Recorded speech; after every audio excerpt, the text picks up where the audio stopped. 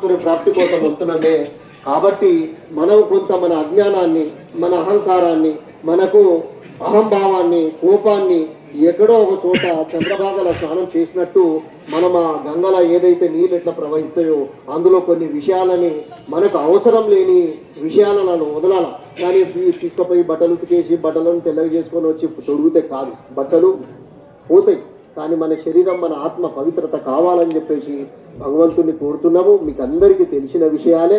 మరి ఇట్లా ప్రతి ఒక్కరిని నెలకొల్పుతూ మనం ఇట్లే ముందుకు సాగాల. మరి ప్రత్యేకంగా నారాయణఖేడ్లో కూడా వారికి ఒక ఆశ్రమం కోసం వారు కోరలేదు. అయినా అక్కడ కాశీనాథ్ మందిర్లో కష్టపడి అందరి మీ దీవెనతో అక్కడ ఒక ఆశ్రమాన్ని కూడా ఏర్పాటు చేయడం జరిగింది.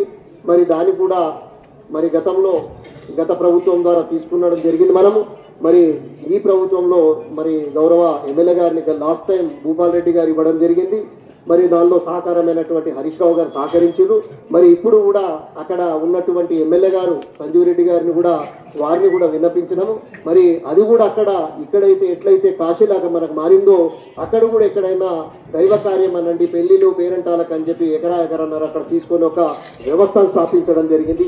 ఏది చేసినా ఇదంతా మన ఆస్తి, మన కోసమే చేసుకుంటున్నాం తప్ప వాళ్ళు ఏంటంటే మన జీవితాలలో వెలుగు నింపాలా, మనం బాగుపడాలా, మీ పిల్లలు తరతరాలు బాగుండాలని చెప్పి వాళ్ళ తరతరాలు మన కోసం కష్టపడుతున్నారు.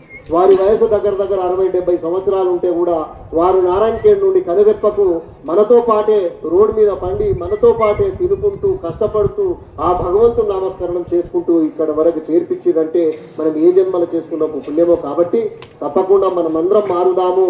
మనం మారుతూ అందరినీ మార్చుకుంటూ మనము అడుగులో అడిగేసి మరి అందరం బాగుపడదాము అని చెప్పి తెలియజేసుకుంటూ ఈ సదావకాశాన్ని ఇచ్చినటువంటి పెద్దలందరికీ నమస్కారము.